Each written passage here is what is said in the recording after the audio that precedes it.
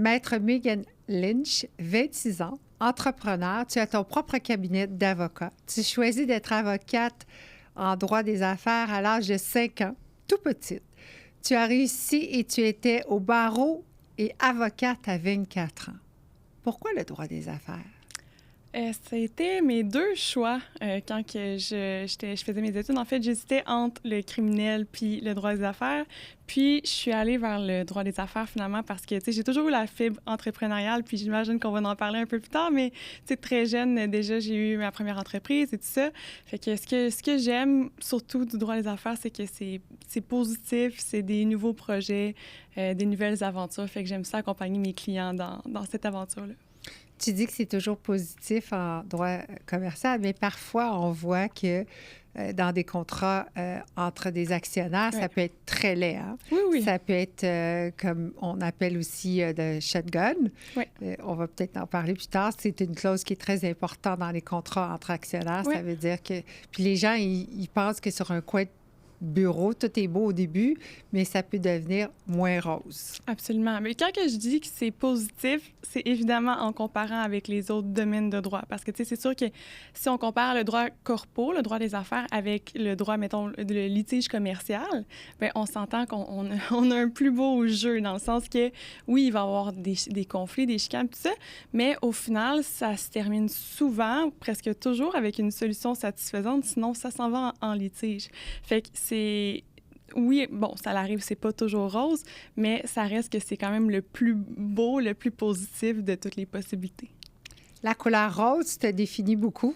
Oui. C'est l'avocate rose, on le voit. Tu as même choisi de partir ton propre cabinet face aux gens avec qui tu travaillais, qui étaient à Saint-Hubert dans une multidiscipline et que tu trouvais que ta place n'était plus là. Est-ce que tu veux m'expliquer pourquoi pendant 1 an et demi, tu étais là et que tout d'un coup, ça ne fonctionnait plus?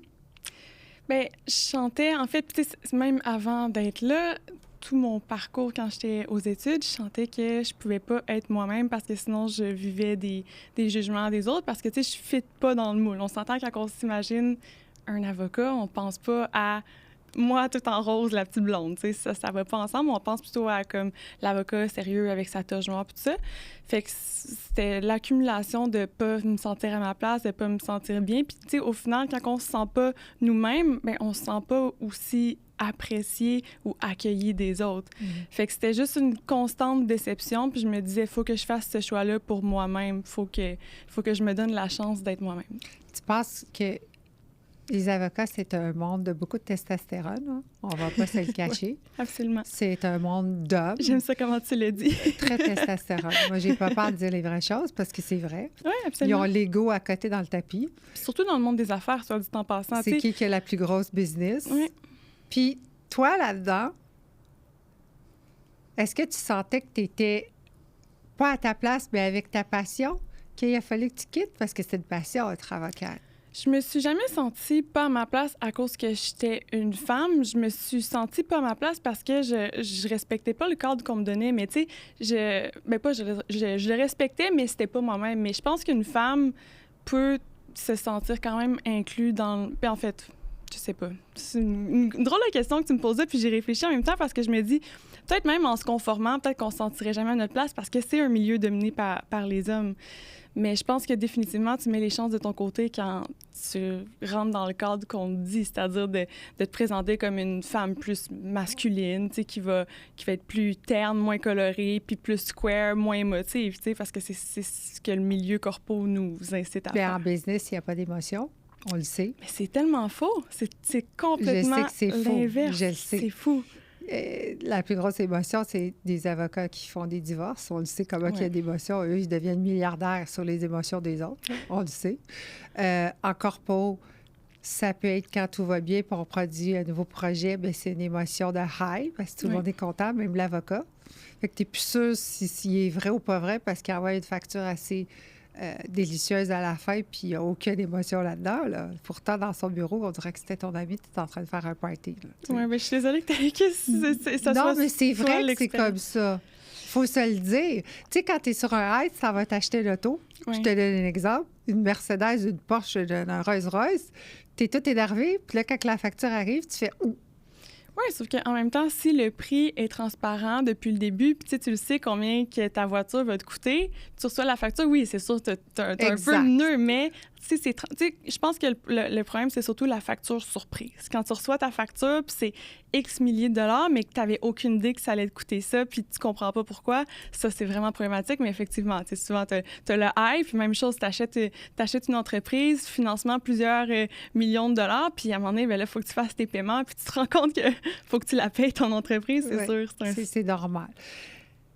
Être avocate a été un choix que tu as dû prendre à l'âge de 24 ans, mais avant ça, de l'âge de 24 ans, tu avais une entreprise jusqu'à l'âge de 26 ans, que tu me dis, avec une collection de vêtements pendant 6 mois. Tu as sorti 2 collections. Oui, sauf que ça fait 2 ans que je fais plus ça. Là, j'ai 26 ans présentement. Okay. J'ai fait ça jusqu'à 24 ans et demi. Ouais. Pourquoi tu as choisi d'arrêter? Pourquoi tu faisais pas les 2? Ça, je pense que c'est encore c'est une idée préconçue que j'avais par rapport à la profession d'avocat. Tu sais, on se fait dire que quand tu es avocat, c'est sérieux, puis tu dois quasiment consacrer ta vie à ça. Puis j'avais l'impression, ou en tout cas, du moins, on me disait que je pourrais pas me consacrer à ma profession. Je serais peut-être pas une bonne avocate si, je faisais plusieurs choses en même temps. C'était une idée assez limitative que j'avais, mais c'est ça. C'est la raison pour laquelle j'ai décidé d'arrêter. Je voulais me consacrer vraiment sur ma carrière d'avocate puis y aller all-in. Est-ce que tu crois que tu pourrais, maintenant que tu es à ton compte, avoir une autre entreprise? Ah oui, absolument, absolument. Tout à fait. Je pense que ça se fait. C'est sûr que, tu sais, là, à un moment donné, il y a juste 24 ans dans une journée, tu le sais, là, fait que c'est peut-être un petit peu plus difficile, mais je pense pas que tu as besoin de juste être avocate pour réussir. C'est pas vrai. Mais pourquoi tu penses que c'est comme ça? Est-ce que c'est plus comme ça au Québec, au Canada? Au Québec, c'est... Oui.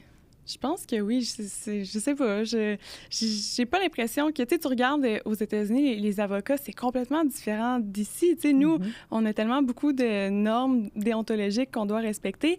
Un bon exemple de ça, c'est, je sais pas si toi, t'es habité à New York, fait que tu dois savoir, les publicités des avocats aux States, c'est comme, ils mettent des canons en arrière, du feu, tout est en feu, puis c'est comme « I'm the best, come work with me », puis tout ça. Au Québec, on peut pas faire ça. Au Québec, une des obligations déontologiques, c'est qu'on peut pas vanter nos propres savoir. Compétences. Je peux pas dire je suis la meilleure avocate. Je peux pas dire ça. Fait que c'est fou, là. Fait que tu sais, des affaires de... Mais c'est qui fait ces lois-là? C'est le barreau, c'est l'ordre... Est-ce que c'est un homme qui est à la tête du barreau? Non, je fais juste ça. Écoute, juste... Non, mais on fait juste poser une question. Ouais, on jase. C'est une bonne question, pourquoi c'est comme ça. Je pense que... Moi, j'espère que ça va faire évoluer les pensées, ce que je suis en train de faire, parce que j'ai l'impression qu'au Québec, je suis définitivement dans les premières à, oser marcher sur la ligne, disons, là.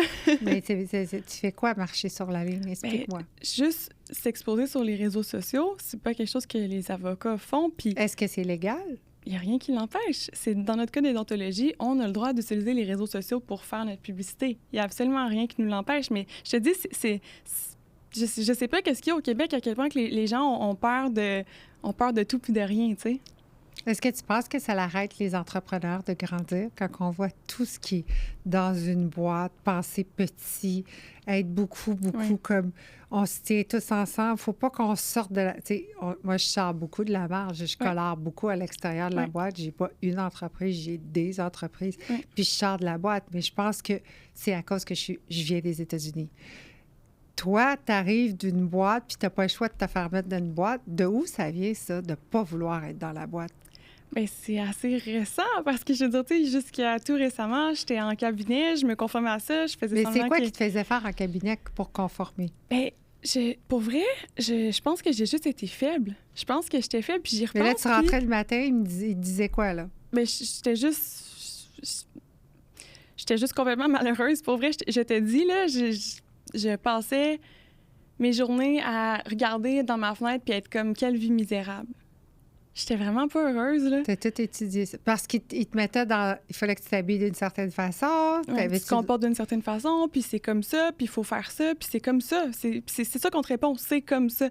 Puis je me trouve vraiment faible parce que, tu sais, je pense que toi, si je te dis c'est comme ça, tu vas me dire ben non, c'est pas comme ça. Non, je vais demander pourquoi. Ben exact. C'est où la loi? Montre-moi le papier. Puis c'est pour ça que je me trouve faible parce que moi, on me disait c'est comme ça, puis dans ma tête, c'était impossible. Il y avait pas d'autres façons que je pouvais... Tu sais, c'était la seule façon que je pouvais réussir comme avocate. C'est que je travaille dans un cabinet traditionnel, puis que je fasse mon chemin, puis que je monte les échelons, puis c'est pas ça, là. C'est pas ça, le... C'est ce qu'on vous enseigne Oui, à absolument. l'école. Est-ce que c'était difficile quand tu faisais tes études? Bien, moi, j'ai toujours eu une facilité à l'école, je te dirais, mais c'est sûr que je pense que c'est quand même des études où il faut que tu mettes du tien puis que tu t'impliques si tu veux réussir.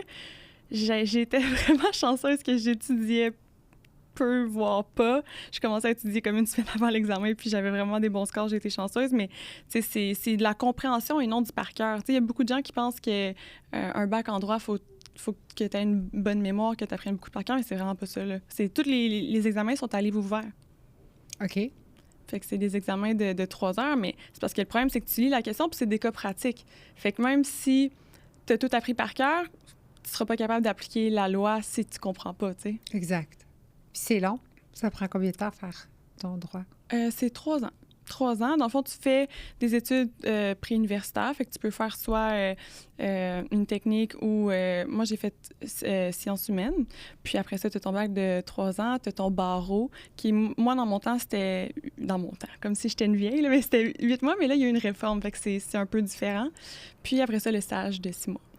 Pourquoi tu as choisi de venir en commercial au lieu d'aller en criminel? Je t'aurais vu en criminel, me semble. T'aurais été bonne à te battre. Je te l'avais-tu dit que j'ai fait 1 mois en criminel? Non, je t'avais pas dit. Raconte! Bien, c'est ça. Dans le fond, quand j'ai terminé mes études... T'aurais vu ça, la fille en rose qui arrive au criminel.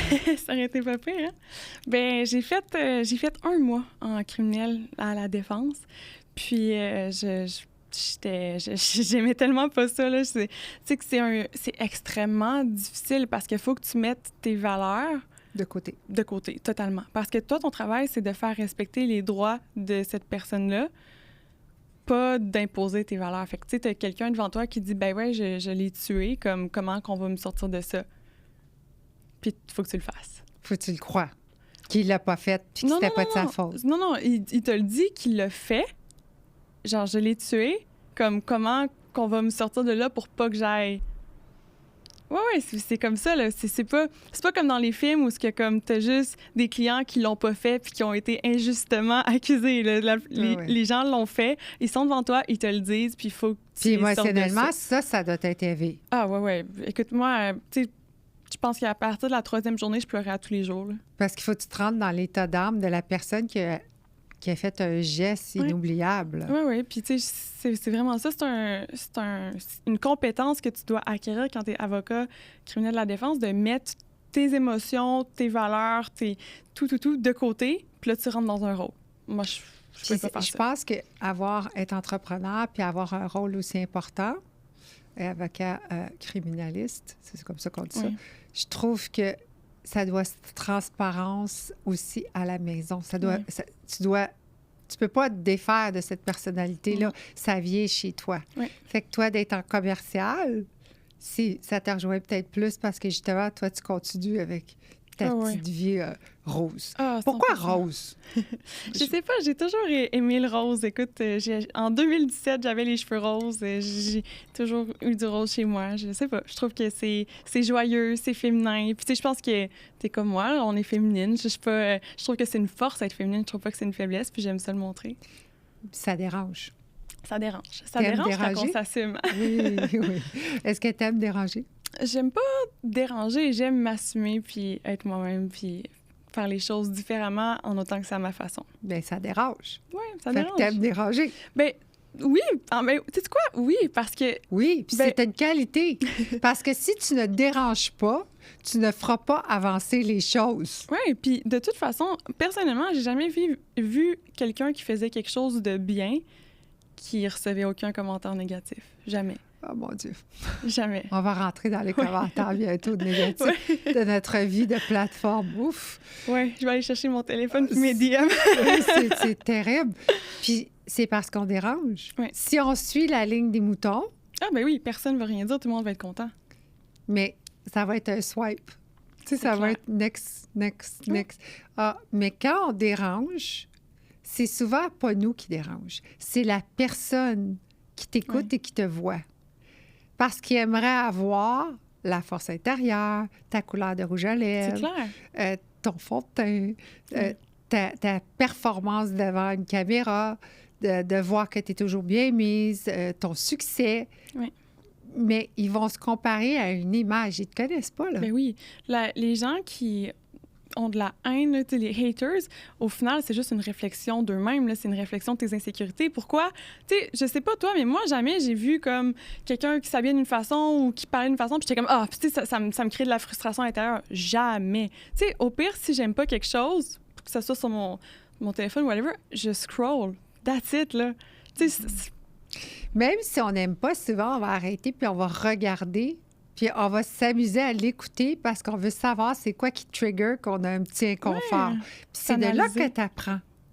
Parce que si tu fais pas ça, tu changeras rien. Fait que moi, je pense de te mettre le mot « je dérange », c'est un compliment. Oui, sinon, tu serais comme les filles au cabinet à Saint-Hubert, là, multifonctionnel, discipline, où est-ce que tu travaillais. Là. Sauf que, tu sais, dans le fond, j'ai pas envie de déranger volontairement. C'est ça que je voulais dire, dans le sens que j'ai pas envie de le causer, mais moi, ce que je retire de ça, parce que, tu sais, on s'entend, c'est un événement que beaucoup vont qualifier de négatif, de déranger les gens, mais tu sais... Pour vrai? Ben, je sais pas. Mégane, vraiment? Ben, je pense que les gens vont associer ça à de la négativité, non? Dans le sens que tu suscites un sentiment négatif, défavorable chez les autres. Je pense qu'objectivement, on est capable de dire que c'est pas quelque chose de comme butterfly and rainbow. Mais toi puis moi, on est capable, puis je suis sûre qu'il y a plein d'autres gens aussi, on est capable de voir le positif là-dedans, c'est-à-dire pourquoi on crée ça. Parce qu'ils sont inconfortables avec eux-mêmes. Ça n'a même pas rapport à toi. Exact, 100%. Puis souvent, je suis sûre que ça t'est déjà arrivé, les gens vont te rencontrer puis ils vont dire « Ah, je te pensais pas comme ça. En fin de compte, t'es tellement fine, t'es douce. C'est pas si rose, hein, elle ferait tout. » Oui. Mais ils auront jugé par une image. Mais tu sais, c'est quoi, moi, dans ma profession, c'est les gens me voient, puis là, ils m'écoutent parler, puis « Ah, ben on te prend vraiment au sérieux, hein, t'es vraiment compétente, on s'y attendait pas. » Puis comme si être belle, puis je veux pas dire que je suis belle, mais juste comme... T'es très belle. Faire attention à nous, ça l'équivaut à être... Une poupée de luxe. Oui, une cruche. Fait que ça veut dire que t'as pas de cerveau. Oui. Mais ça, c'est au Québec. Ah, c'est l'enfer. C'est au Québec. On Je te le promets que c'est au Québec. Ouais. Les gens peuvent pas concevoir qu'une femme puisse être féminine, belle et intelligente et avoir de l'ambition. Je vais te dire quelque chose. Ceux qui sont au top, qui sont performantes, qui dérangent, n'ont pas le temps de regarder les grains, là. Ah non, c'est clair. Tu sais, une girafe, là, ça ne voit pas les souris en bas parce que c'est trop haut. Ça se promène, puis ça fait « Oh, tout est beau. Tout est beau dans leur univers. » Parce que tu es tellement au-dessus de ce que... Ta vision est tellement plus loin que c'est beaucoup plus beau qu'une souris qui marche. C'est long, une souris, là, ou une tortue. Puis même, j'ajouterais, oui, en hauteur, mais aussi en avance. Et absolument. Ils sont derrière, les souris, là. Ils sont même pas à côté de toi, à tes pieds, là. C'est ça. Fait qu'il faut toujours que tu dises « Moi, je suis une girafe. » Oui, j'aime ça. Parce que comme ça, tu sais même pas ce qui se passe. Mais la gang de girafes, t'as déjà vu ça? Oui. Il n'y en a pas beaucoup, hein? C'est pas des troupeaux, là. Tu comprends ce que je veux dire? Des souris, c'est des troupeaux. Ils se tiennent tous ensemble. Ils restent tous ensemble. C'est vrai ou pas? Oui, ça, la solitude, on en a parlé d'ailleurs. Oui. Succès égale solitude, souvent. Pourquoi tu penses? Bien, je pense que plus tu augmentes tes standards, plus tu fais des choix, puis plus ça élimine certaines personnes, des fois directement ou indirectement. Je pense pas que c'est à partir du moment où tu commences à rehausser non seulement ton niveau de vie, mais aussi ce que tu fais, puis tes ambitions, puis tout ça. Je pense que, d'un, tu vas te rendre compte que les gens autour de toi, ils keep up pas. Fait que tu vas peut-être poser des actions qui vont faire qu'eux-mêmes vont se disqualifier ou... Quand tu dis standard, tu veux dire standard à quel niveau? Un standard de financier? Un standard de tes activités? Mais tout. Je pense que, tu sais, ça peut être autant financier, mais autant de c'est quoi tes buts dans la vie, tu sais, comment que tu prends soin de toi. C'est tout. Moi, c'est ce que je considère de rehausser. Mais c'est juste standards. un chiffre. Qu'est-ce que tu veux dire? Le standard de la vie, plus qu'on est éduqué, plus qu'on a expérimenté la vie, plus qu'on a foncé, plus qu'on est entrepreneur comme toi, ben le McDonald's, c'est moins intéressant. Ouais, c'est un tout, définitivement. Fait que tu vas choisir une meilleure bouffe parce que tu as besoin d'être demain matin moins engorgé dans l'estomac, tu sais. Oui. Puis tu vas choisir des meilleurs restaurants. Pas qu'on dit que le McDonald's, c'est pas bon. C'est pas ça qu'on a dit. On veut pas se faire accéder. Non, mais t'as raison. Mais c'est ça, je veux dire, quand rehausser ses standards. Ta qualité que tu vas donner, le temps que tu vas passer avec toi-même. Fait que les gens, ben tu déranges. Oui. Puis là, ils disent, ben là, je peux plus être son ami. Mais c'est pas parce que tu veux pas. C'est que ça ne fit plus. Oui. Parce que les autres, ils veulent juste aller au McDonald's. Mais toi, tu peux pas. C'est ça. Puis, tu sais, on travaille fort. Ça veut dire quoi, être une avocate? Ça travaille combien d'heures par jour, par semaine? Je veux tellement pas encourager ça. Mais ça, c'est moi. Mais c'est parce qu'en même temps, OK, moi, je suis passionnée parce que je fais, puis je pense que toi aussi. Puis quand on est passionné, les heures comptent pas. Puis je m'en fous là, que les gens disent « Ouais, mais ton temps vaut rien si tu travailles beaucoup. » Puis peu importe. Là. Moi, ce que je considère mon travail, c'est quand je fais mon travail d'avocate. Puis ça, il est budgété dans mon horaire. Mais tout le reste, c'est comme être ici avec toi, préparer mon contenu, filmer des vidéos, parler à des potentiels clients. Je ne considère pas ça comme du travail. Moi, c'est ce que j'aime faire. T'sais. Mais ça fait partie de ton travail parce que si tu ne ferais pas ça, tu ne serais pas assis devant moi. Je suis d'accord, mais je sais pas. C'est un investissement dans ta carrière. Je comprends, mais moi, quand je suis passionnée par quelque chose, je considère pas ça comme du travail. Je trouve que le terme travail a vraiment une connotation négative. Mm-hmm. Mon travail, pour moi, c'est ce que je dois faire. C'est le travail sérieux qui est important. Puis tout le reste, c'est le plaisir. Est-ce que tu penses que ça affecte parfois ta vie personnelle? Définitivement. Je travaille énormément ces temps-ci, fait que c'est sûr que oui. Puis, tu sais, je veux pas... Je suis rendue au point où c'est comme si quelque chose m'apporte pas de l'argent ou des positif. Connaissances ou quelque chose sur le plan émotionnel ou spirituel, c'est cheesy à dire, ça m'intéresse pas. Bien, c'est tout le monde comme ça. Tu penses? Mais non. Mais je sais pas, là, j'en connais pas d'autres. Moi, je côtoie des gens qui sont... Oui, les gens que tu côtoies, mais je veux dire, il y a énormément de gens qui vont entretenir des relations qui leur apportent absolument rien. Mais pourquoi? Par habitude, par lâcheté, par confort, je sais pas. Moi, je pense que quand on reste dans une situation qui t'apporte rien, à n'importe quel niveau, là, je parle pas juste financier, là, on s'entend. Oui, oui. C'est parce qu'on se sent mal pour la personne qu'on côtoie. Alors, oui. On les prend pitié. Quand tu prends quelqu'un en pitié, c'est pas un compliment. Là. Oui, non, vraiment. Tu restes pas. À côté parce que tu as peur qu'ils sont tout seuls, pauvres eux autres. Bien, il y a la pitié, mais je pense qu'il y a le confort aussi. Tu sais, combien de gens que, peut-être pas que tu connais, mais que tu as déjà entendu parler, qui sont amis avec des gens, tu sais, les amis d'enfance, les fameux amis d'enfance, mais que les gens, là, leur vie a fait ça. Mm-hmm. Puis ils continuent d'être amis, puis ils n'ont rien en commun. Mais je sais pas si par confort ou un peu par pitié, comme tu disais. Un prend avantage de ce que l'autre peut lui apporter. Oui. Tu es enfant unique. Oui. Est-ce que ta famille était des entrepreneurs? Non, pas du tout. Je viens d'une famille très peu scolarisée. Fait que qui est pas... J'ai pas mes parents qui sont avocats. J'ai pas mes parents qui ont fait des grosses études. Fait que je suis un peu... the elephant in the room. Alors, c'est important pour toi de réussir. Oui, et c'est de qui que tu as appris ça? Si c'était pas tes parents immédiats, est-ce qu'il y avait quelqu'un, ton grand-père, ta grand-mère, ton oncle? Mais je pense que c'était tellement... Tu as mentionné un peu plus tôt que ça fait depuis que j'ai 5 ans que je veux être avocate. Puis je pense que c'était ça que j'allais rechercher. Tu sais, j'avais tellement pas comme, je veux dire, ce statut-là. Tu sais, il y avait rien de prestigieux dans ma famille, tu sais, rien d'impressionnant. Puis je pense que c'est de là que c'est venu l'idée que je vais être avocate. C'est que quand j'avais 5 ans, j'avais aucune idée de ça voulait dire quoi être avocate. Puis quand je disais ça aux gens, il y avait des étoiles dans les yeux. Puis moi, je me suis identifiée à ça. Puis c'est devenu mon projet de vie dans un sens. Là. À 5 ans, j'ai décidé ça. Puis moi, dans ma tête, c'était comme ça que j'allais accéder au succès. Puis là, un peu plus tard, je me suis rendu compte que finalement, c'est pas magique d'être avocate. Mais c'est ça, c'est de là que ça vient avec des efforts. Exact. Puis est-ce que ta famille immédiate ont reconnu tous tes efforts que tu as mis? Éventuellement. Bon, c'est un plus. Ça l'a apporté aussi un conjoint qui est identique à toi, mais en homme. Oui. Ça fonctionne comment, ça? Parce que moi, toutes les interviews que j'ai faites, à date, m'ont tous dit que leur conjoint était différent, opposé à eux. Toi, tu es la première que j'ai interviewée qui me dit, moi, mon conjoint, il est identique à moi. Fait que vous êtes 2 work addicts, 2 fonceurs, 2 personnes qui dérangent dans leur milieu professionnel. Quand on vous voit au restaurant, on doit aller s'asseoir à l'autre table. Je pense qu'on doit rendre des gens inconfortables, définitivement. Mais tu sais, en fait, comment ça fonctionne? Moi, mon partenaire, c'est la personne que j'admire le plus au monde. Puis je pense que, je vais pas me prononcer pour lui, mais je pense que lui aussi a beaucoup d'admiration pour moi. Puis je pense que c'est une relation où on se supporte mutuellement, puis on s'encourage. Puis il fait quoi? Il y a une agence une entreprise de chasse de tête, de recrutement. OK. Fait que lui aussi, il aime ça, les défis. Exactement. OK, c'est à lui. Ça fait longtemps que tu étais avec lui? Non, c'est assez récent. Ça va faire bientôt 1 an. Est-ce que ça t'a pris du temps de rencontrer ton homme? Oui, ça m'a pris 25 ans. Pour vrai? Mais je pense que c'est la première fois de ma vie que je rencontre quelqu'un que je sais que ça fit. Ça pourrait être l'homme de ma vie. J'espère que c'est l'homme de ma vie. Je vais peut-être regarder ça dans une couple d'années, puis je avec tes twins, tes 3 bébés, puis 2 qui sont twins. Peut-être.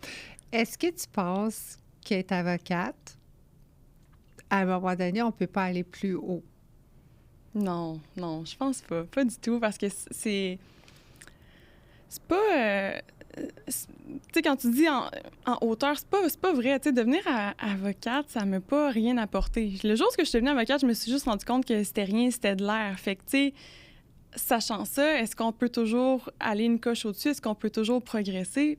Oui, c'est juste une conception sociale que le titre d'avocat, c'est prestigieux, mais au final, je pense que c'est ce que toi, tu valorises. C'est quoi le succès pour toi? Puis sachant ça, une fois que tu te fixes ça, sky is the limit, tu peux tout le temps progresser. Ce que je veux dire, peut-être, c'est que je me suis mal exprimée, je vais recommencer, c'est que être avocate commerciale, en loi de commerciale, est-ce qu'à un moment donné, tu sais, il y a les échelons, là? Y a-t-il à un moment donné que tu peux devenir encore un autre niveau? Pas sentir que tu es au-dessus de tes affaires. Je veux dire, est-ce qu'il y a une place à grandir encore plus? Parce qu'un coup que tu as fait... Puis ça, je le dis tout le temps en business, tout le monde dit « Ah, c'est cher, une business. » Non, c'est juste plus de zéro. Oui. C'est le même projet. Je comprends. C'est le même document d'actionnaire. C'est juste que ça fait peur à quelqu'un qui a juste 100$, mais quelqu'un qui a 3 millions à la banque, c'est pas cher, là. Oui. Tu comprends ce que je veux dire? Oui, je comprends. Y a-t-il une place en avocat commercial qu'on peut devenir à un autre niveau?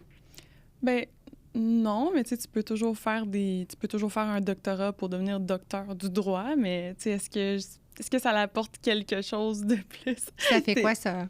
T'es une personne avec un doctorat. En droit, mais ça donne quoi du pouvoir pour faire quoi? Qu'est-ce que ça fait de différent? Écoute, excellente question, je suis pas au courant. Mais t'es avocat ou t'es pas avocat, là? Il y a pas... fait que c'est juste le nombre financier du deal qui va faire que tu es plus performante. Tu sais, des fois, on entend des avocats commerciaux. Moi, j'en connais quelques-uns à Montréal, puis ils vont dire « Ah là, lui, il est gros. Oh my God, il a fait des deals à Dubaï, puis il a vendu des choses en Arabie Saoudite. » Puis il y en a d'autres que, ben c'était juste... à Trois-Rivières. Oui, c'est en termes de grosseur de transaction, puis grosseur de la transaction va être déterminée par le prix, évidemment. Fait que je pense que c'est plus comme ça, mais tu sais, je suis pas vraiment fan de faire ce genre de comparaison-là, parce que, tu sais, même si tu coordonnes une transaction de plusieurs millions, mais que, au final, t'es pas compétent, je veux dire, ça l'arrive, là, c'est pas parce que t'as un deal que nécessairement... T'as les compétences. Souvent, on va avoir une compagnie qu'on va mettre sur pied. Les gens, ils ont beaucoup, beaucoup d'espoir. Et tout d'un coup, ça fait pouf. Oui. Même s'ils ont des millions de dollars, ça ne veut pas dire qu'ils savent comment diriger une entreprise. Absolument. La première chose que tu dirais aux Québécois qui nous écoutent, c'est quoi de faire si tu es actionnaire à 100%? Pour se démarrer une entreprise, tu veux dire? Bien, première chose, c'est sûr que c'est important d'avoir un conseiller légal pour être sûr de bien faire les choses, parce que c'est niaiseux. Mais même au stade de l'incorporation, il y a beaucoup de gens qui vont le faire eux-mêmes, qui vont faire des erreurs, puis ça coûte plus cher rattraper ça que s'il y avait eu à faire. Fait que je pense que, tu sais, d'avoir jour 1 déjà quelqu'un, un bras droit qui peut t'informer de tous les risques, tous les angles morts, tu t'évites vraiment beaucoup de problèmes pour le futur. Et quand tu deviens partenaire d'affaires à 1 ou 2 ou 10 ou 20, actionnaire à multiples, qu'est-ce que tu leur dirais, la première chose? Évidemment, la convention entre actionnaires, c'est le contrat de mariage des actionnaires. Puis ça, il y a beaucoup de gens qui se disent... on va le faire plus tard. Oui, quand l'entreprise va prendre la valeur, on le fera plus tard. Bien, une fois qu'il y a de la valeur, bonne chance pour t'entendre. Ça va être beaucoup plus facile de t'entendre quand ça vaut rien. Parce que tout le monde est neutre, tout le monde est objectif. Quand il y a de l'argent en jeu, c'est là que les émotions rentrent, c'est là que c'est subjectif, c'est là qu'on veut... C'est comme un mariage, hein? Oh, c'est pire. Un mariage. C'est pire qu'un mariage. Parce qu'un mariage, en tout cas, moi, je crois à ça, là. J'en ai un parce que c'est comme ça. Je suis mariée, puis quand je suis arrivée au Québec, on s'est mariés au Québec. Ça fait 8 ans, puis j'ai dit, moi, je vais avoir un contrat de mariage. Puis il me regardait comme si je venais de dire que les poules avaient des dents. Puis là, pardon? J'ai dit, ben oui, parce que monétairement, c'est différent entre nos deux budgets et c'est intelligent. Mais ça fait peur d'aller s'asseoir dans une nouvelle relation. Oui. Mais en business aussi, parce que là, tu vois vraiment avec qui tu t'associes. Oui. Puis je te dirais que c'est pire, c'est encore plus important d'avoir ton contrat de mariage avec ton ou tes co-actionnaires parce que le droit québécois, puis là, je ne vais pas me prononcer pour ailleurs dans le monde, mais ici au Québec, même si tu ne signes pas un contrat de mariage puis tu ne le négocies pas, là, tu fais pas le choix d'un régime, bien, tu as un régime de base. Fait qu'il y a déjà le droit prévoit déjà comment qu'on va séparer les biens en cas de divorce. Mm-hmm. Par contre, en affaires, il y a très peu de protection, voire aucune. Il y a presque rien. Fait que si tu fais pas de convention entre actionnaires, je te donne un exemple, puis que ton co-actionnaire fait absolument rien, mais qui ramasse quand même 50 %, mais lui, il fait rien, là. Il fait rien, il se pogne le beigne. Mm-hmm. Tu es obligé d'y payer, tu n'as pas de protection. Tu peux pas le kicker out. Puis même encore pire que ça, si tu n'as pas de convention entre actionnaires, ton co-actionnaire peut vendre ses actions à n'importe qui sans ton autorisation. C'est grave, là. Je sais. Souvent, quand je m'assois dans le bureau de mon avocat corporatif, c'est comme si je suis comme... Oh non, encore, il faut que j'aille m'asseoir 3 heures. Puis lui, sa job, c'est d'expliquer avec un tableau à tout le monde qui était assis à la table, si on est tous bien avec ça. Puis moi, je dis tout le temps, fais tes devoirs avant parce que c'est ça qui coûte cher. Oui. Va-t'en avec les personnes, fais un lunch, un week-end, retourne 3-4 fois, écris ce que tu veux, prépare-toi entre les deux. Oui. Puis après, tu arrives à ton avocat, tu dis, moi, je veux ça. Oui. Pas de surprise. Non, exact. Pas, on commence à négocier parce que souvent, je suis désolée de vous dire, les avocats commerçants, vous allez nous proposer plein de choses pour nous protéger. Puis après ça, nous envoyer à la maison faire nos devoirs. Puis là, il faut tout revenir. Puis, tu sais, on a des agendas chargés. Quand tu es un vrai entrepreneur, il y en a beaucoup sur la table. Là. Oui, oui. Puis là, tu dis, OK, bien là, je n'étais pas bien. J'ai parlé avec ma belle-sœur, j'ai parlé avec ma belle-mère. Puis là, si un meurt, puis... Oh, mon Dieu! Mais je pense que si tu es actionnaire avec quelqu'un d'autre, tu dois te préparer entre les deux. C'est pas le troisième personne. Oui. Mais oui, je suis d'accord. C'est l'approche que je vais avoir avec beaucoup de clients. Par contre, quand c'est la première expérience d'entrepreneuriat pour certaines personnes, c'est dur de leur dire, bien, parlez de ça entre vous, prenez des décisions, puis on se rencontre après. Fait que des fois, c'est nécessaire de faire au moins la première rencontre avant la rédaction parce que, tu sais, imagine, là, c'est la première fois que tu te lances en affaires, tu n'as jamais fait ça de ta vie, puis je te dis, est-ce que vous voulez une clause shotgun? Ça, c'est plus, je te l'explique rapidement, tu vas rien comprendre, tu sais. Ou même, qu'est-ce qui arrive avec les actions de quelqu'un...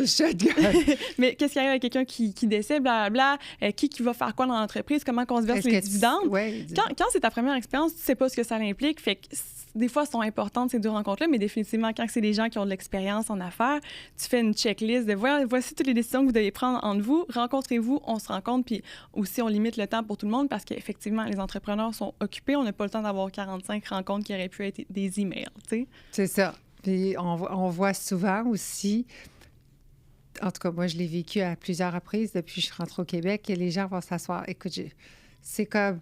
Tu leur apprends toute une nouvelle vision, puis qu'ils ne savaient pas. Est-ce que tu crois que les lois au Québec ou les gens qui sont entrepreneurs au Québec ne sont pas aussi informés qu'à l'étranger? Bonne question. Je pense... Écoute, je sais pas si je veux faire la comparaison avec l'étranger, mais je pense qu'il y a un gros manque d'informations par rapport aux lois, par rapport à... Même les entrepreneurs, surprenamment. Tu sais, tu t'attendrais à ce que les entrepreneurs soient super au courant de leurs droits, puis des procédures, puis tout ça. Puis, écoute, il y en a là, qui ont opéré une entreprise même plusieurs entreprises pendant plusieurs années, qui n'ont aucune idée pourquoi que ça leur prend une convention entre actionnaires. Ils font juste aller voir l'avocat, répondre aux questions, signer le document, that's it. C'est fou, là. Pour vrai? Il y en a énormément. Il y a un gros manque, parce que je pense qu'il y a beaucoup de professionnels que ce qu'ils font, c'est qu'ils vont juste faire la documentation, biler, that's it, pas expliquer. Mais la portion, tu sais, pourquoi que tu sais c'est quoi une close shotgun? C'est parce que, à un moment donné, soit que tu l'as lu, puis je pense que tu es assez brillante, tu es capable de la comprendre toi-même, ou que quelqu'un s'est assis avec toi puis te l'a expliqué. Bien, aux États-Unis, c'est obligatoire. D'expliquer?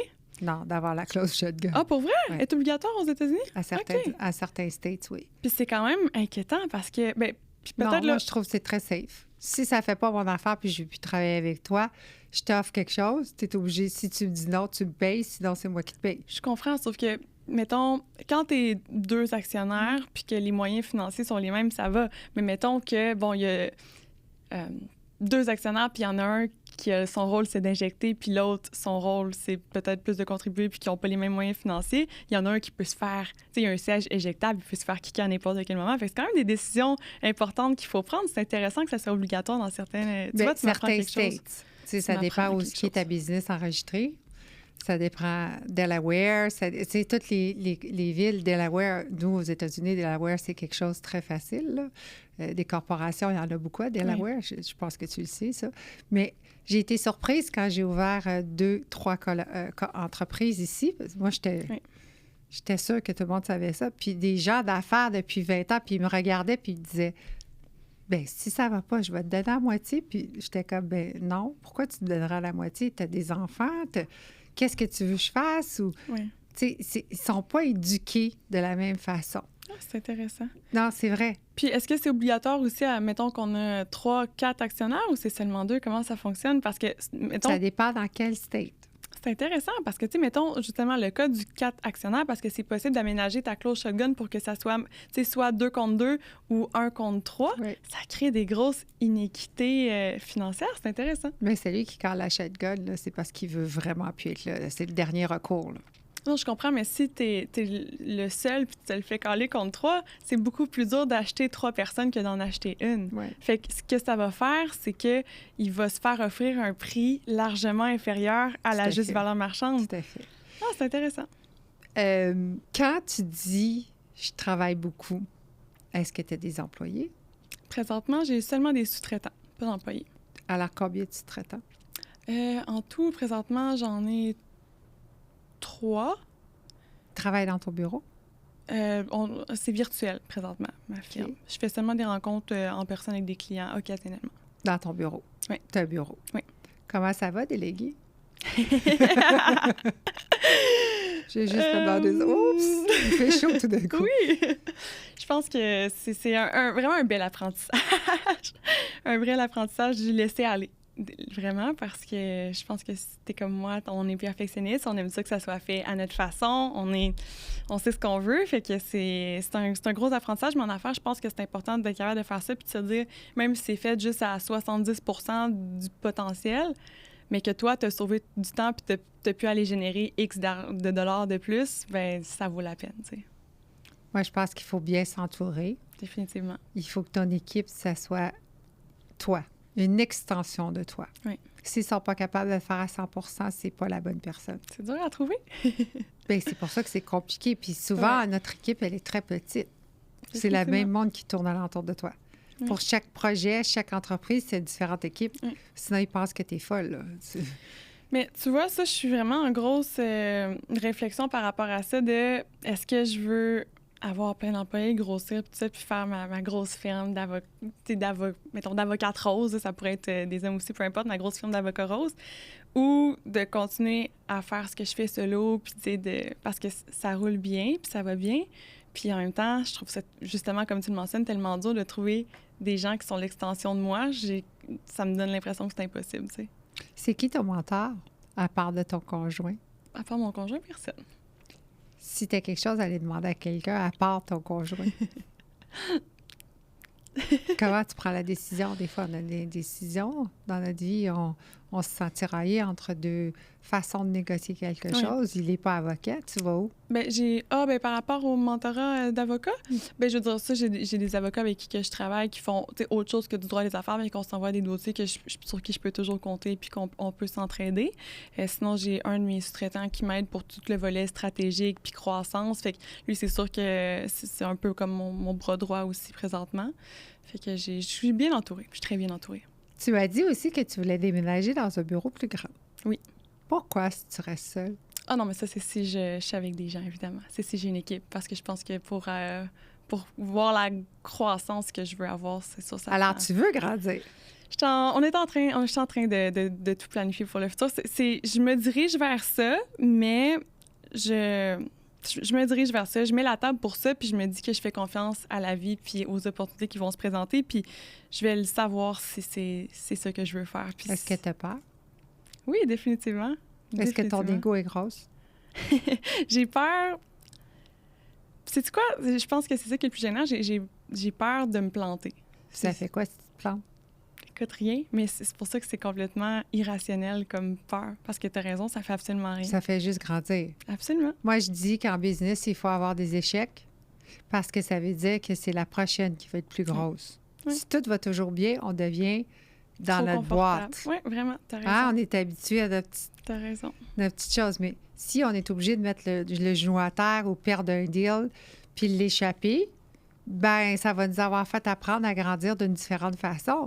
Fait que moi, je te dis chapeau. Tu sais, je te dis pas d'aller engager 32 personnes puis de gérer ça. Je pense pas que tu y arriverais. Parce que, premièrement, c'est beaucoup. C'est des gens qui viennent alentour de toi dans ton univers. Il faut que tu fasses confiance, mais une personne à la fois. Oui. Je pense que c'est quelque chose qui pourrait faire grandir. Ton plus gros deal à date, est-ce que c'était au Québec? De toutes les transactions? Moi, je pratique juste au Québec, par contre. Qu'est-ce que tu veux dire? Bien, parce que quand tu es avocat, ça marche par... Au Canada, c'est par province. Mm-hmm. Puis aux États-Unis, c'est par states. Fait que je peux pas... moi, je prendrais pas une transaction qui a lieu aux États-Unis parce que je connais pas le droit américain. OK. Fait que c'est sûr que Fait que tu peux pas avoir un avocat américain qui va te contacter et dire « Moi, j'ai un deal que je voudrais faire avec toi pour acheter une compagnie québécoise. » Je peux le faire seulement si on choisit que... Bien, je pourrais le faire. C'est juste, moi, j'accepte de le faire seulement si c'est les lois québécoises et canadiennes qui s'appliquent. OK. Fait que moi, je sais que j'ai une entreprise qui est ici, mais qu'on a gérée ici, mais qui est internationale. Et la personne, l'avocat qui l'a gérée, c'était avec des gens de l'Ontario. Oui, sauf que... Mais s'il arrivait quelque chose, ça, c'était pour être légalement devant les tribunaux du Québec. Oui, c'est ça. C'est ça? Oui, exact. OK. Exact. Puis, tu sais, le Canada, ça va, là. C'est vraiment aux States que, tu sais, écoute, en toute transparence, je suis pas au courant des lois américaines. Non, fait que mais j'ai pas envie. Mais, tu sais, de toute façon, c'est ça qui est bien en affaires, c'est qu'on peut choisir quelle loi s'applique quand, tu sais, il y a une entreprise qui est à une place puis l'autre à une autre place. Fait qu'on a toujours la possibilité de choisir que ce soit les lois canadiennes et québécoises qui s'appliquent. Est-ce que tu représentes plus les femmes ou les hommes? Je te dirais que j'ai une grosse clientèle masculine, mais je pense que, tu sais, il y a beaucoup de gens en affaires qui sont des hommes, mais je suis étonnée du nombre de femmes que j'ai depuis que j'étais à mon compte, là, fait que c'est toujours un plaisir d'aider. Moi, j'aimerais être une fourmi pour voir les hommes quand ils rentrent dans ton bureau, là, les gros entrepreneurs avec la testostérone. Je vais aller là. C'est sûr que... Parce qu'il y a une vibe, il y a un vibe, là. Tu sais, c'est sûr qu'un homme va toujours, si tu es belle comme tu es, jolie, jeune, intelligente, tu as ta vie, tu as un potentiel un plus A, là, toi, là, à avoir. Tu comprends? Mais là, ils peuvent pas passer la ligne. Ah, mais je veux dire, moi, je ne garde pas des clients qui dépassent ma limite. Puis ma limite, c'est qu'on va être super... amical, super convivial, super agréable. Ça va, là, créer une proximité, c'est ce que je veux. Mais que ça soit inapproprié, je ne tolérerais pas ça, par contre. Pas inapproprié. Jamais, je sais que tu ne prendrais pas ça, quelqu'un qui s'approche, même un nac, un bras ou quelque chose. Oui. Je sais que ça ne fonctionnera pas, là. Je sais, je te vois aller. Mais je veux dire, il y a une ligne qui est très fine entre une femme et un homme, puis toi, tu es en pouvoir. Oui. Puis l'homme aussi. Comment tu vis ça?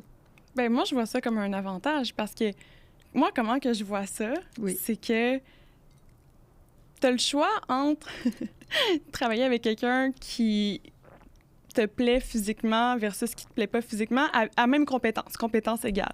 Qui que tu veux choisir? Est-ce que tu vas avoir quelque chose d'agréable pour les yeux ou... Je pense que oui. Je pense que c'est un plus.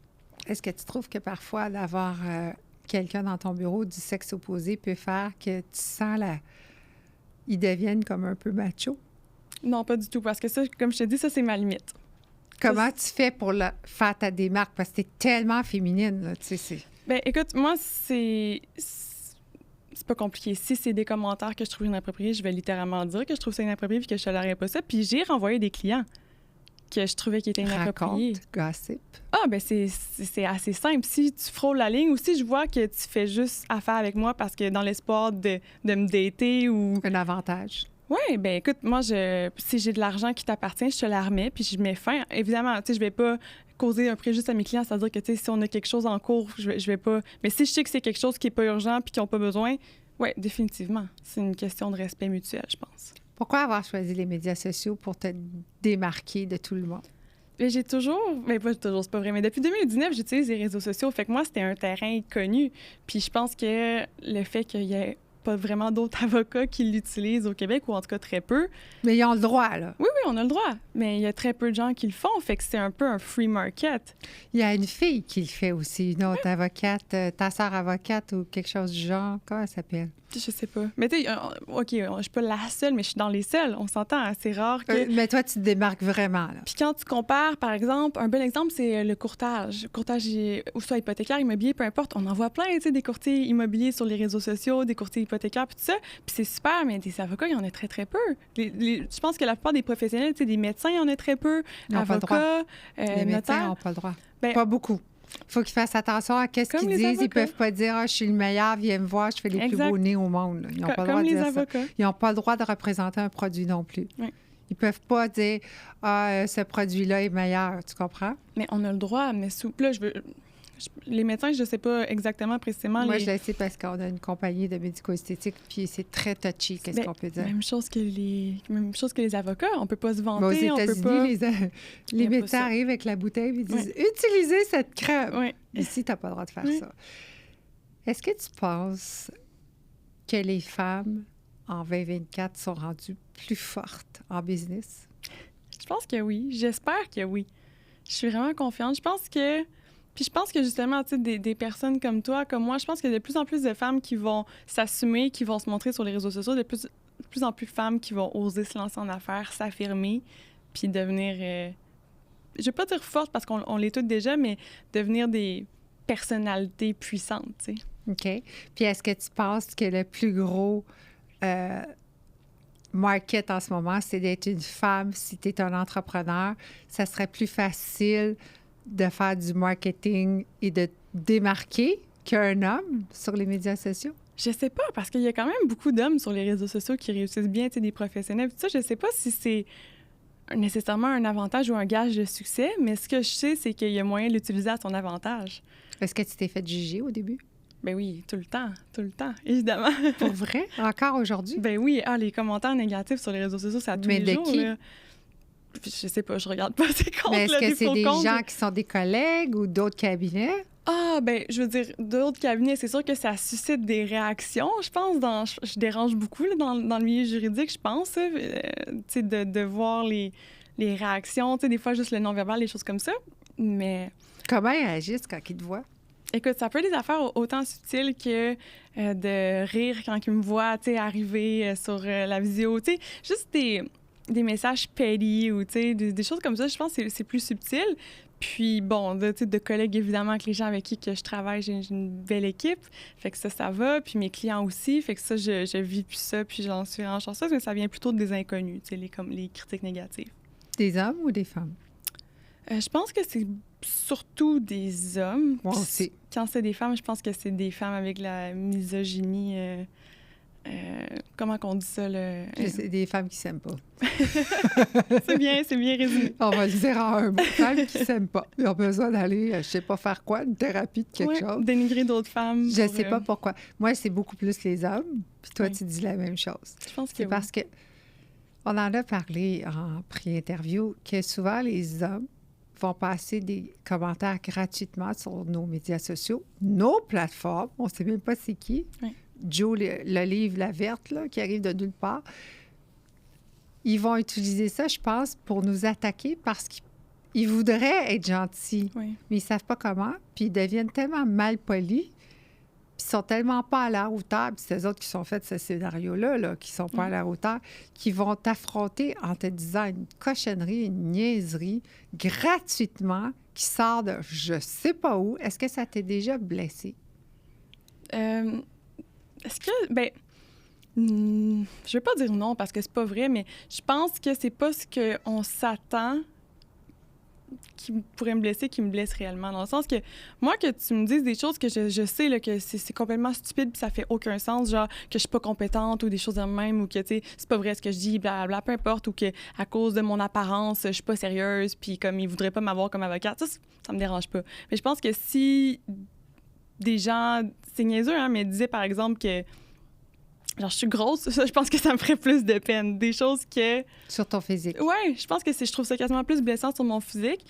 Mais, tu sais, pour revenir à ce que tu disais par rapport aux hommes, tout ça, au risque de me faire cancel, moi, ce que je pense, c'est qu'il y a beaucoup d'hommes qui ont de la haine envers les femmes sur les réseaux sociaux parce qu'ils savent très bien qu'ils seraient jamais capables d'avoir une femme comme ça.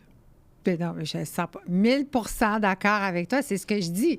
Ils sont tellement insécures qu'ils disent une cochonnerie, une niaiserie. Ils s'attaquent à ton physique, pas à ce que tu représentes, parce qu'ils peuvent pas dire que tu n'es pas intelligente. Là. Oui. Quand même, tu es allée chercher ta licence au barreau, puis tu as un cabinet toute seule. Tu ne travailles pas dans le fond d'une cave à Chicoutimi. Là. Je suis désolée pour Chicoutimi, mais tu sais ce que je veux dire. Tu as quand même ton cabinet à Saint-Lambert, puis tu réussis bien. Est-ce que tu peux bien en vivre? Ben oui, définitivement. Tu as beaucoup de clients? Oui, ça va bien. Je manque pas de travail. C'est quoi le numéro 1, l'entreprise au Québec présentement? Quoi, excuse-moi? La numéro 1 entreprise au Québec en ce moment. Ce que tu vois le plus qui est en train de se développer, que les business s'ouvrent, est-ce que c'est la Le beauté? domaine? Oui. Ah, mon Dieu, je sais pas s'il y a un domaine en particulier de ce que les gens se demandent. Moi, personnellement, mon expérience est extrêmement diversifiée. Je sais que, bon, beaucoup de mes clients, c'est des entreprises de services. Genre? Écoute, n'importe quoi. Le recrutement, c'est un bon exemple, mais sinon, tu sais, ça peut être la construction. J'ai beaucoup de clients dans le domaine de la construction. Ça peut être les services administratifs. Ça peut être dans le domaine de la beauté. J'ai beaucoup de filles qui sont dans le domaine de l'esthétique. De tout puis de rien, là, il y a vraiment... c'est extrêmement diversifié. Ton dossier qui t'a touché le plus jusqu'à date? C'est une bonne question. Je pense que c'est définitivement un de mes clients, bon, qui avait bâti son entreprise de zéro, qu'il a eu pendant des années, puis qui était extrêmement malheureux, puis qui a développé malheureusement un cancer, puis qui était en phase terminale. Fait qu'on a fait... on dirait que ça me émotive. Fait qu'on a fait la vente de son entreprise, puis c'était touchant. Est-ce qu'il est correct? Il est décédé? Il reste quelques mois, je pense. Oui, c'est malheureux, c'est triste. Mais au moins, tu as fait un travail que ça s'est bien fini. Quand ça se passe pas bien, par exemple, puis 2 actionnaires prennent tes services, puis ils viennent au bureau, puis là, ils sont à tire de cheveux, là. Qu'est-ce que tu fais? Bien, ça, c'est... Je sais pas si c'est particulier du Québec, là, sauf que, bon, les mandats communs, c'est super limité comment qu'on peut faire ça. Fait que représenter 2 partis avec des intérêts opposés, c'est particulier. Il faut vraiment que, bon, tu spécifies aux clients que tu représentes des intérêts opposés, puis tout ça, que tu leur fasses accepter tous ces thèmes-là. Puis si ça se transforme vraiment en litige, tu dois te retirer. Fait que c'est vraiment particulier. Fait que, tu sais, moi, mon expérience, ça va toujours bien, puis on arrive toujours à trouver un terrain d'entente. Mais là, je vais toucher du bois pour pas qu'un jour, ça aille mal. Mais oui, on arrive toujours à... Explique-moi ça encore, parce que moi, j'avais pas un litige, mais j'avais une entreprise que je ne voulais plus faire partie au Québec. Et j'ai dit à mon actionnaire que je ne voulais plus. Et j'ai appelé l'avocat commercial qu'on avait en commun qui représente la corporation, non les individus. C'est 2 choses très différentes. C'est le point important que tu viens de mentionner. C'est que, en fait, on peut pas être en conflit d'intérêts, donc représenter des partis avec des intérêts opposés. Mais si tu représentes la société, c'est différent. Sauf que là, à ce moment-là, l'avocat doit agir pour les meilleurs de la société, pour les intérêts de la société, non les actionnaires. Et il m'a dit, écoute, Mia, j'ai dit, je veux le gunshot, le shotgun. Et il m'a dit, OK, je vais m'en occuper. Puis à un moment donné, j'ai eu un coup de téléphone. Il dit, je peux plus. Faut que vous preniez un autre avocat parce que ça devient un litige. Exact. Parce que l'autre personne ne voulait pas. Fait qu'il faut bien définir ça. Puis j'espère qu'ils vont l'apprendre aujourd'hui dans ce podcast-là. Que quand on engage un avocat corporatif qui représente la loi, ça ne représente pas les actionnaires ou les humains. La compagnie, c'est elle, l'humain. Exact. Il faut vraiment clarifier c'est qui le client dès le départ parce que, comme tu mentionnes, si le client, c'est la société, ça se peut que tes intérêts ne soient pas protégés. Absolument. Absolument. Est-ce que tu penses que tu vas pouvoir être maman dans tout ça? Je sais pas si j'ai toujours dit que je voulais pas avoir d'enfants. OK, pourquoi? Parce que je sais pas, j'avais pas moi-même une belle expérience, puis je me disais que je sais pas, que je saurais pas comment être une bonne mère. Puis finalement, j'ai rencontré mon conjoint, puis je me suis juste rendu compte que peut-être c'est juste j'avais pas rencontré la bonne personne. Je pense que j'avais juste trop peur de pas être une bonne mère. Puis là, bon, en tout cas. Mais là, il faut que tu délègues, hein? C'est un bébé. C'est soit que le bébé se fait garder ou bien tu trouves du bon pour travailler avec toi. C'est clair. Mais là, on dirait que je suis ouverte, puis ça viendra quand ça viendra, tu sais. Ton plus grand conseil en affaires? De s'équiper le plus possible, de bien s'entourer, puis de reconnaître ses limites. C'est quoi la numéro 1 de bien s'entourer? Un avocat puis un comptable? De professionnels, n'importe qui, de gens de confiance qualifiés, définitivement. Moi, je dis tout le temps, ton avocat commercial et ton comptable, c'est tes 2 meilleurs amis. Tu les payes tout le temps, ils sont dans un retainer. Il arrive n'importe quoi, t'es cover. Ouais, tu fais un coup de téléphone, les autres, ils savent tout comment ça fonctionne. Définitivement. Puis ils vont se parler entre eux autres. Absolument. Tu n'as même pas besoin d'être impliqué. Ta job, c'est d'être l'entrepreneur pour amener à destination. Souvent, je crois que nos comptables corporatifs, fiscalistes et nos avocats commerciaux ne connaissent même pas notre business. Ils ne savent pas ce qu'on fait.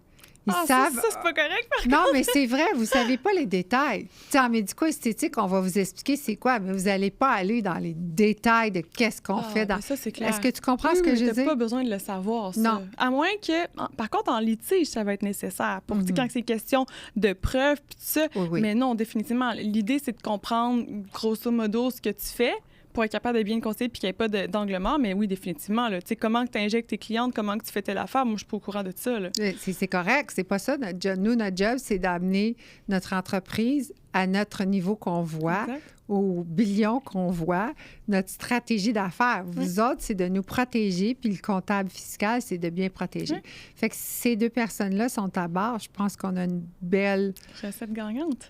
Ben, je pense que oui. Puis les gens, ils prennent ça, ils disent « Ah, les avocats, ça coûte cher. Ah non, c'est pas important. » Moi, je dis « Non, c'est la première personne. » C'est la base. Oui, définitivement. Puis assis-toi souvent avec, puis amène-la souper ou amène-les souper parce que tu en as besoin. Parce que tu grandis à un moment donné, puis tu oublies d'ajouter des choses dans ton contrat. Oui. Puis 3 ans plus tard, bien là, ça ne te tente plus. Puis là, tu dis, bien, je vais m'en aller. Bien là, non. Il faut que tu gardes tes choses à jour. Tout le temps. Est-ce que tu pourrais me dire, dans 5 ans, tu te vois où? Bien, si on y va avec la voie de bâtir ma firme d'avocat et tout ça, je pense que mais là, il n'y a pas de si, là. Arrête d'avoir peur. Arrête. C'est oui ou non? T'es mort ou t'es en vie? Est-ce que tu veux que ça soit gros ou pas? Oui. Bon, là, dans 5 ans, tu vas être où, là? Arrête de si, il n'y a pas de si. Un si, c'est un non. Oui. Bien... Ah ouais. Dis-nous ça, là. Mais non, mais je dis ça parce que, tu sais, dans le fond, j'aime vraiment mon métier d'avocat. Mais es-tu trop prudente? T'es-tu longue à négocier avec toi-même? Sais-tu quoi? C'est même pas ça. Je pense que c'est aussi que j'ai envie d'être vraiment passionnée par ce que je fais. Puis j'aime vraiment le droit. J'aime ça. Mais ce que j'aime encore plus, c'est les médias, c'est la création de contenu. Puis mon pire cauchemar, c'est de me ramasser dans une situation où je fais pas ce que j'aime, je fais pas ce qui me passionne. Fait que je veux juste être sûre que si je vais vers cette voie-là, mais en même temps, j'aime vraiment ça, faire de la gestion. Fait que, tu sais, moi, pour être vraiment épanouie dans mon travail, ça serait d'avoir, oui, ma firme d'avocat, mais de m'occuper vraiment de la gestion, de la croissance de mon entreprise, mes médias sociaux, puis que j'ai une équipe solide sur qui que je peux compter, qui fait le travail d'avocat, puis moi, je suis un backup, tu sais. Ça, c'est mon rêve. C'est où cette soif-là d'être entendue? Je pense que c'est de m'être tellement pas bien sentie pendant longtemps. Puis, tu sais, à partir du moment où j'ai commencé à prendre parole sur les médias sociaux, ça l'arrêtait pas comme des mouches de gens, de femmes qui me disaient qu'ils se sentaient de la même façon, qu'ils avaient vécu telle chose. Puis, je pense que ça vient de ça, de toujours vouloir que le plus de gens possible entendent mon message pour qu'on se sente unis, tu sais. OK. Est-ce que tu penses que ton bureau, tu serais capable d'engager des hommes? Ben oui, définitivement. Parce que si moi, j'empêchais des hommes de travailler pour moi, je ferais la même chose que ce que je me suis fait faire en tant que femme dans le milieu corpo. Je vais reposer la question. Dans 5 ans, t'es où? Concrètement? Parce que là, j'ai pas eu de réponse. J'ai une réponse d'avocat. Mais je pense que non.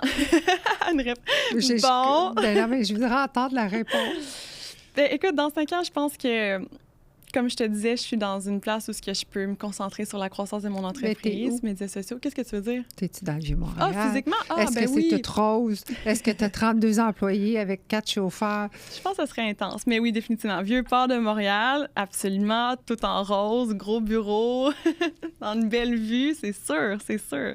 Tout le monde en rose, au moins une fois de temps en temps pour des photos. Non, on veut tout rose. Il y a des différents le roses. nombre, je pense que, tu sais, réalistiquement, tu sais, déjà d'avoir une dizaine, vingtaine d'employés, ça serait déjà pas mal après 5 ans. Je pense que ça serait réaliste. Parce que je veux pas non plus croître juste pour croître, puis pas être rentable, puis faire tout n'importe comment, tu sais. Puis engager des avocats, des professionnels, tu le sais, tu es dans le domaine esthétique, c'est pas comme engager... quelque chose qui est, par exemple, super manuel ou qu'on n'a pas besoin de le surveiller puis que c'est du... tu comprends ce que je veux dire? Quelque chose de moins complexe. Les enjeux sont extrêmement importants parce que si tes employés font des erreurs, c'est la responsabilité du cabinet aussi qui est engagée. Tout à fait. C'est toi qui es responsable, c'est ton idée, c'est ton image, c'est ta perception. Ils vont pas te dire c'est... Jacques qui a signé, qui a préparé le dossier. Tout revient à toi parce que c'est toi qu'on fait confiance dans ton expertise. Absolument. Est-ce que tu es féministe? Ben oui, définitivement. Puis ça, il y a tellement une connotation négative par rapport à ça. Non, moi, j'adore. Ça me fait capoter. J'ai vu une vidéo sur TikTok. Okay. J'écoute rarement des vidéos, puis quand j'en écoute, je suis souvent déçue. Parce qu'il faut dire que sur TikTok et Instagram, t'es vraiment famous. Ah, ben non, non. Ben, en tout cas, écoute... Tu te démarques, en tout cas. T'es gentille. Mais moi, je trouve ça... À chaque fois que je te vois, j'arrête. Oh, t'es fine. Ma cocotte. Ah, ben, qu'est-ce que... Ah, je le savais. Vas-tu me dire quelque chose que... T'es mignonne. Continue. Je suis comme, oui, vas-y. J'adore. Ben, tout ça pour dire que, bref, j'ai un gars qui disait... j'ai commencé à avoir une fille, puis là, elle est féministe, mais elle était vraiment belle. Comme si être féministe, ça voulait dire que t'étais laide. Je pense que les gens comprennent... D'un, les femmes... Il n'y a aucune femme qui est laide, là. Toutes les femmes sont magnifiques, premièrement. Puis deuxièmement... Être féministe, ça veut juste dire que tu penses que les hommes et les femmes devraient avoir les mêmes droits. Absolument. C'est tout. C'est tout. Pourquoi qu'en 2023 ou en 2024, je ne sais pas quand le podcast va sortir? 2024. Pourquoi C'est parce que là, on est 5 décembre 2023. Je veux juste vous dire. Et ça va sortir en 2024. Fait qu'en 2024, comment tu peux ne pas être d'accord avec le fait que les femmes devraient avoir les mêmes droits que les hommes? Le même salaire pour mêmes compétences, le même droit de se faire respecter, ça n'a pas de sens, là. Est-ce que tu penses que le succès a changé ta vie? Oui, définitivement. C'est la plus belle chose qui m'est arrivée. Je sens que présentement, j'ai un projet de vie. Je suis extrêmement passionnée par ce que je fais. Je me lève chaque matin, puis je sais même pas quel jour qu'on est parce que j'ai juste hâte, je suis juste excitée. Comment tu restes motivée tous les jours? Parce que des fois, c'est plus difficile, là. Oui.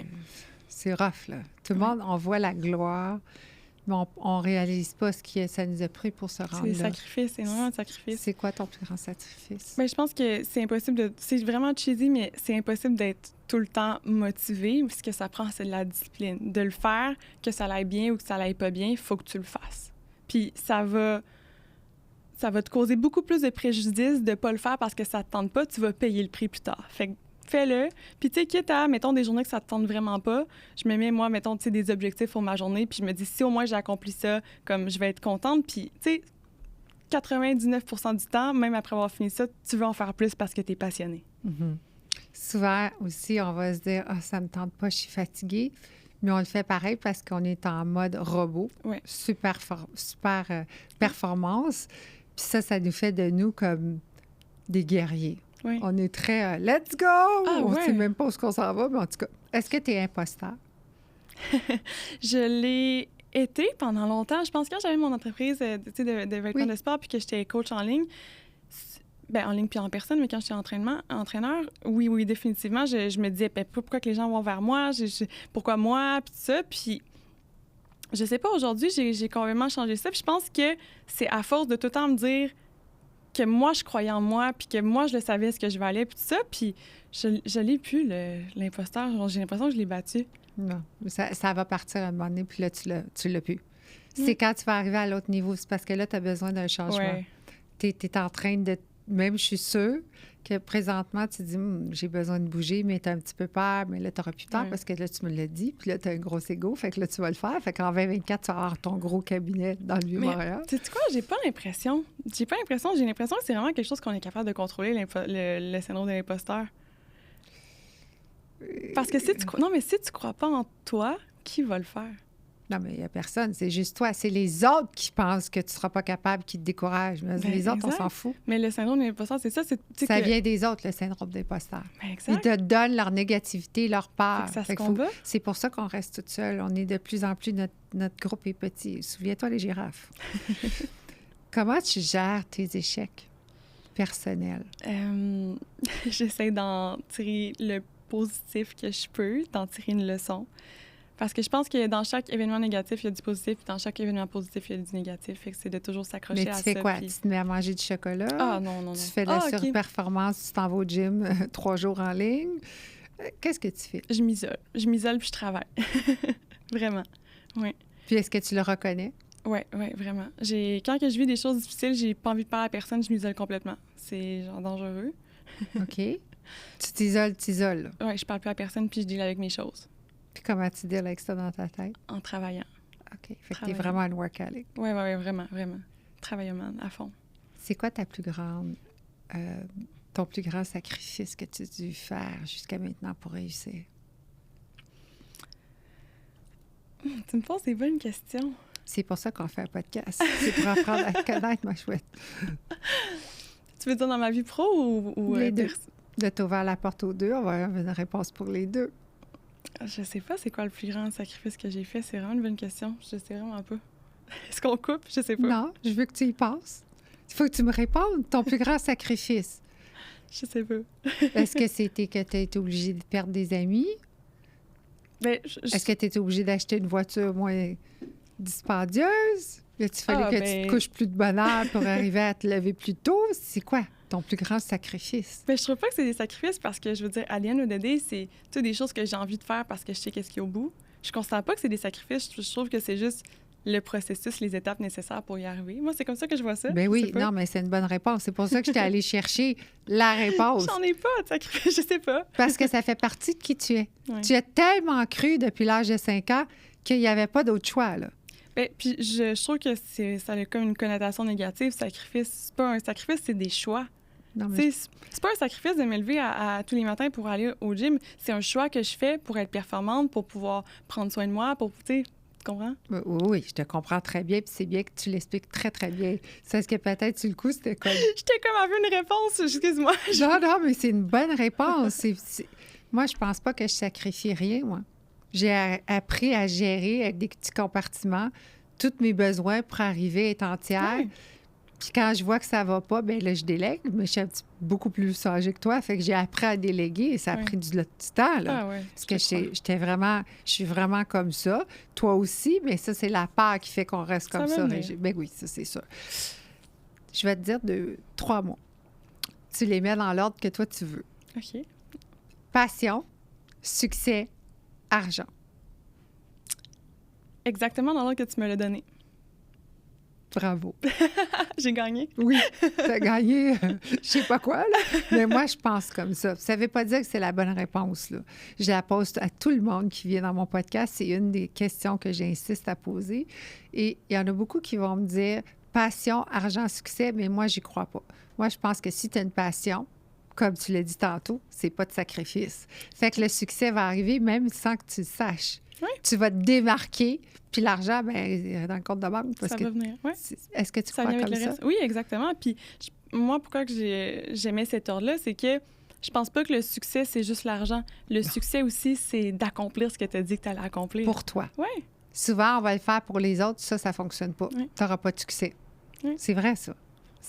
Tu vas te tromper. Est-ce que parfois, il y a des gens qui viennent dans ton bureau puis ils disent « OK, moi, là, je vais faire tellement d'argent, mais tu vois qu'ils n'ont pas de passion. » S'ils regardent juste l'argent, qu'est-ce que tu leur dis? Ben, est-ce que ça arrive que tu dis « Je pense que tu te trompes, tu ne devrais pas ouvrir cette business-là? » Je porterais pas de jugement comme ça. L'approche que je vais plutôt avoir, c'est de vraiment leur exposer tout ce que ça va prendre pour y arriver. Tu vas décourager, ils s'en vont en chaise roulante. Ben, c'est ça ça les... comme... Oh! Oui, mais que ça les décourage ou ça les décourage pas. Oui, des fois, ça va les décourager, mais dans le cas contraire, ça va être une belle leçon. Ils vont apprendre. Puis, tu sais, peut-être que je me trompe aussi. Je vais pas imposer mes jugements. Non. Tu sais, je sais pas s'ils vont réussir. Oui, peut-être que ça se peut que moi, j'ai l'impression qu'ils soient pas assez passionnés, mais c'est pas à moi de porter un jugement. Moi, mon travail, c'est de dire, OK, c'est quoi qu'il faut qu'on fasse pour s'y rendre, d'un point de vue légal, d'un point de vue business, puis à toi de voir si tu as envie de t'embarquer là-dedans, sachant combien ça va te coûter en temps, en énergie, puis en argent. Là, parce qu'il n'y a pas d'heure, là. Quand tu es entrepreneur, là, c'est pas de 9 à 5, puis tu as le week-end off, là. Oui, mais tu sais, il y a aussi, je pense qu'il ne faut pas non plus imposer nos standards aux autres. Puis ça, c'est difficile dans le sens que, tu sais, toi et moi, on est deux personnes qui travaillent beaucoup, qui se donnent corps et âme, mais il y a des gens qui vont avoir une entreprise, qui vont, tu sais, faire du 9 à 5 toute leur vie, puis tu sais, faire... Ils sont bien dans cette... Oui. C'est tellement correct, c'est correct. Puis je pense qu'au contraire, non seulement c'est correct, je pense que c'est la bonne chose à faire de reconnaître ce que toi, tu as envie. Donner. Oui, puis que tu sois heureux, parce que si quelqu'un qui n'a pas envie de consacrer sa vie à ça décide de le faire, il va tellement être malheureux. Au contraire, là, puis tu sais, le 9 à 5, c'est confortable pour plein de gens, même en tant que salarié, puis c'est super, là, si t'es à ta place, go, là, c'est important d'être heureux avant tout. Je suis d'accord avec toi. Il faut savoir se reconnaître dans ce qu'on est bien, puis ça, c'est pas beaucoup de monde. On se fait souvent imposer, comme qui était le cas avec toi. Quel conseil donnerais-tu à quelqu'un qui veut devenir avocate? De le faire, parce que je pense que c'est une merveilleuse profession, de ne pas lâcher, de tout donner. Ça vaut la peine, mais de le faire aussi pour les bonnes raisons. Parce que je pense qu'il y a quelque chose qui est extrêmement valorisant de la profession d'avocat, c'est d'aider les gens. Si on le fait juste pour l'argent, je pense que c'est là qu'on se plante. Y a-t-il un âge pour devenir avocate? Un âge maximal? Non, pas du tout. Écoute, moi, quand j'étais aux études, il y avait des gens avec la tête blanche là, avec moi qui étudiaient pour devenir avocat. Je pense que si tu as un rêve, tu peux avoir une redirection, un changement de carrière. Tu te réveilles à la fin de ta vie, puis à la fin de ta vie professionnelle, là, avant la retraite, puis décider que c'est le temps d'accomplir un rêve. Pourquoi pas? Est-ce que tu vas être un juge un jour? Non. Tu veux pas? Non, c'est trop conservateur. Puis de toute façon, c'est tu pourrais être la juge rose. Je pourrais. Ça m'intéresse plus ou moins. Non? J'aime le contact de proximité avec mes clients, de bâtir une relation. Puis que, tu sais, en étant juge, j'ai l'impression que tu peux pas vraiment construire ça. Puis en plus, je sais pas si tu savais, mais tu sais, quand tu deviens juge, faut que, tu sais, si tu avais des amis avocats... T'as pas le droit. Oui. Je sais. C'est comme les gens qui sont dans la politique. Oui, exact. Faut tu délites. Tu sois super... Neutre, objectif. T'as plus le droit d'avoir d'amis. Ton cercle social change. Oui. Même avec ta famille, c'est très difficile. Oui. C'est une autre vie. C'est vraiment... faut que tu t'y consacres totalement, puis c'est pas quelque chose qui m'intéresse. Un secret que t'as jamais dit à personne? Ah, mon Dieu, pourquoi tu me poses des bonnes questions comme ça? Oui, c'est des bonnes questions, oui! Un secret que t'as jamais dit à personne. Un de tes secrets pour être succès. Professionnel. Oh, oui, du succès? professionnel. Oh, OK, c'est un de tes plus grands secrets. OK, c'est bon. Je pense... Oh, ça, c'est bon. Je pense que faut que tu fake it until you make it un peu en affaires. Je pense que t'as pas le choix. Puis quelque chose que je vois beaucoup de gens ne pas faire, c'est que, tu sais, la popularité attire la popularité. Tout à fait. Puis il y a beaucoup de gens qui négligent ça dans le sens que si tu commences à publier sur les réseaux sociaux, assure-toi que tu as déjà des gens jour 1 pour au moins t'appuyer, tu sais, en ligne. Parce que le monde apporte le monde. Tout à fait. Je te remercie tellement de ton temps. Merci à toi. Je te trouve fantastique. Ah, puis toi aussi. Non, mais je te trouve vraiment... J'aime ça que tu sors du cadre. C'est pour ça que je t'ai amené derrière l'étiquette sociale. Parce que je trouve que tu sors du cadre et que tu représentes les femmes, mais aussi tu représentes le pouvoir, que tout le monde peut le faire. Puis tu as choisi ça très jeune. Puis je voudrais te remercier sincèrement. Tu es une personne qui inspire les jeunes, puis j'espère que tu vas continuer puis que tout va être rose, même les cheveux. C'est gentil. Oui, peut-être les cheveux. Merci. C'est gentil. Merci à toi pour l'invitation.